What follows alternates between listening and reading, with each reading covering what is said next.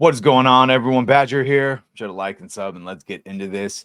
I have played all the Dead Risings, even though I am not a fan of games that have clock countdown timers on them, and especially games like Dead Rising, where the whole point is to put you in a big environment with a bunch of zombies and all these fun and unique ways to kill said zombies and have fun and sandbox type environments.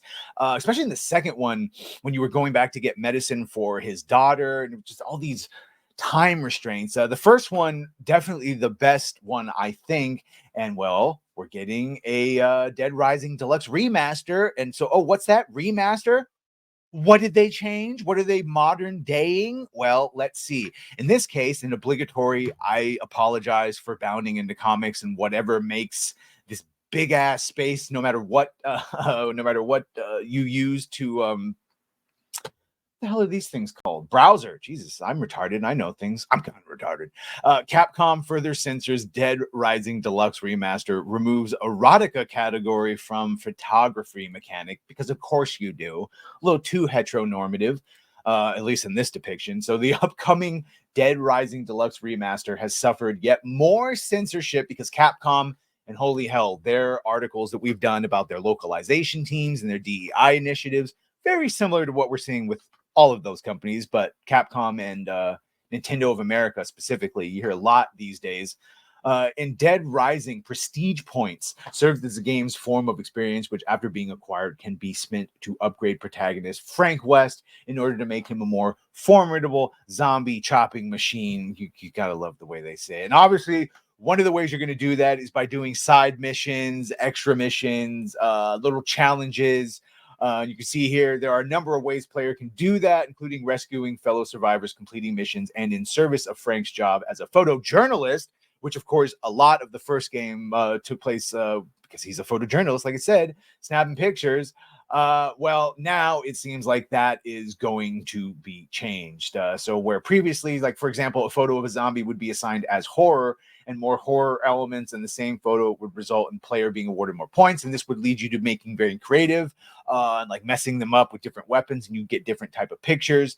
The other categories include brutality, if it was violent or bloody, drama, people in suspenseful moments. Again, things for you to have fun in your in the outside gaming world. Outtakes, something amusing, and erotica, photos of attractive female characters, and particularly their breasts, buttocks, or crotch, or lingerie and sex toys being sold in the mall, because they're in the goddamn game. And I'm assuming now those will be taken out of the game. I'm sure we'll make an article about that any day now.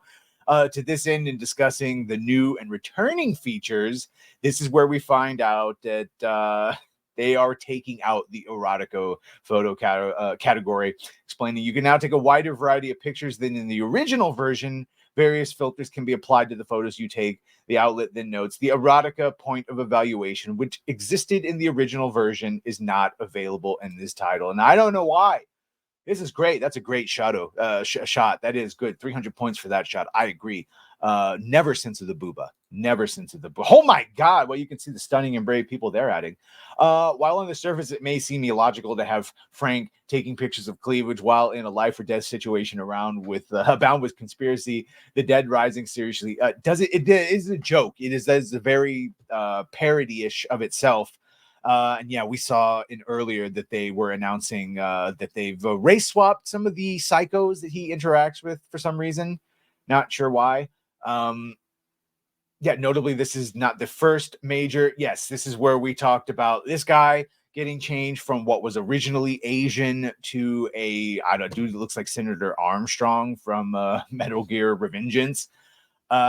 No reason why they did that. The official reasons behind the change are currently unknown. It's assumed that it was made in order to avoid depicting the obese and heavily accented Chinese man as anything that could be considered an Asian stereotype. Well, if you have him killing a dog, that would be too much. But just having him do the voice, it's okay. You can have him do the voice. It's a representation. It's a good. That could be bad and good too. You don't have to do other thing. But that's all right. They didn't want to get emotional damage from doing it. I understand.